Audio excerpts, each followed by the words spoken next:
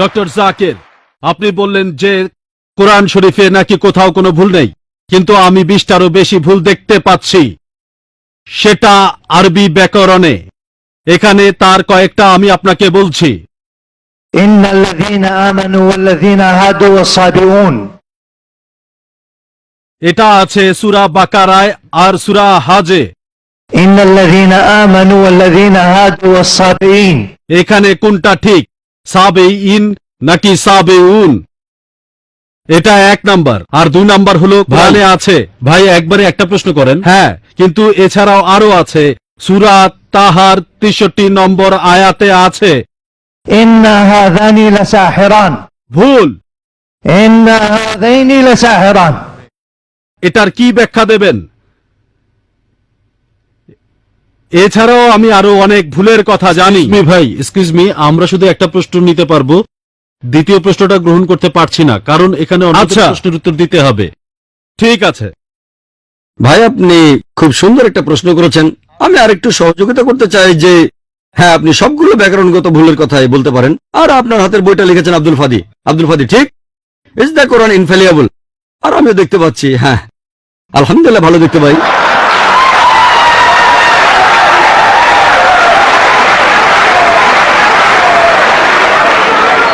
আমি এই 20টা ভুলের সবগুলোর উত্তর দেব, কারণ আমি বইটা পড়েছি। আমি সবগুলোর উত্তর দেব ইনশাআল্লাহ, ইনশাআল্লাহ। 1 নম্বর পয়েন্ট ভাই, 1 নম্বর পয়েন্ট। এখানে 1 নম্বর পয়েন্টটা যে আরবির সব ব্যাকরণ এসেছে কোরআন থেকেই। কোরআন হলো সর্বোচ্চ আরবি বই, যে বইটাতে সবচেয়ে উঁচু মানের সাহিত্য আছে। আরবি ভাষার সব ব্যাকরণ এসেছে কোরআন থেকেই। কোরআন হলো ব্যাকরণের মূল গ্রন্থ, আর কোরআন যেহেতু ব্যাকরণের মূল গ্রন্থ এবং সব ব্যাকরণ এসেছে কোরআন থেকেই, কোরআনে কোনো ভুল থাকতে পারে না। 1 নম্বর পয়েন্ট। 2 নম্বর পয়েন্ট, 2 নম্বর পয়েন্ট, 2 নম্বর পয়েন্ট। ব্যাপারটা এরকম যে একটা রুলার নিলেন, সেই রুলারে গায়ে দাগ কাটা আছে, তারপর বললেন যে মাপটা ভুল হয়েছে। এটা বেশ অযৌক্তিক। 2 নম্বর পয়েন্ট, আরবে আলাদা আলাদা বিভিন্ন গোত্র আছে। আপনি তো আরবি জানেন, ডক্টর উইলিয়াম ক্যাম্বেলও আমার সঙ্গে একমত হবেন যে আরবের গোত্রগুলোর মধ্যে ব্যাকরণ মাঝে মধ্যে বদলে যায়। কিছু কিছু আরবীয় গোত্রে যে শব্দটা স্ত্রীবাচক, অন্য আরেকটা গোত্রে সেই শব্দটা হয়তো পুরুষবাচক। একই শব্দ, তবে গোত্র ভেদে বদল হতে থাকে। এমনকি শব্দের লিঙ্গ বদলে যায়। তবে কি আপনি কোরআনকে সবগুলো ব্যাকরণ দিয়ে পরীক্ষা করবেন? না। আর এছাড়াও কোরআনের ভাষা এত উঁচু মানের যে এর কাছাকাছি কোনো সাহিত্য নেই।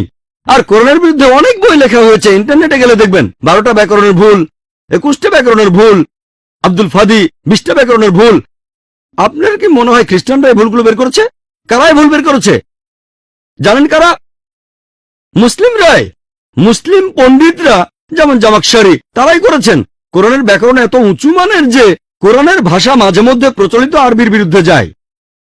কোরআনের ব্যাকরণ এত উঁচু মানের, কোরআনের ব্যাকরণ এত উঁচু মানের, তারা উদাহরণ দিয়েছেন। আমিও কয়েকটা উদাহরণ দেব, এতে আপনারা সবগুলো উত্তর পেয়ে যাবেন।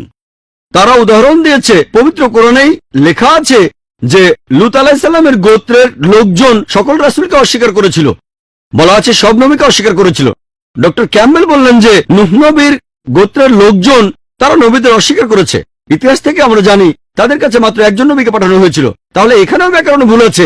কোরআনে বলা উচিত ছিল একজন নবীর কথা, বহুবচন না। আমিও একমত, আমিও একমত।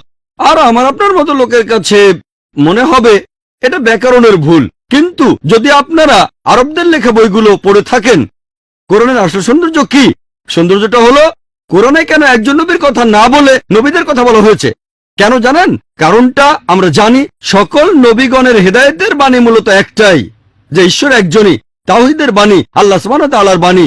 লূত আলাইহিস সালামের লোকজন আর নূহ আলাইহিস সালামের লোকজন তাদের নবীকে অস্বীকার করেছিল, আর পরোক্ষভাবে নিজেদের নবীকে অস্বীকার করে তারা সকল নবীদেরই অস্বীকার করেছিল।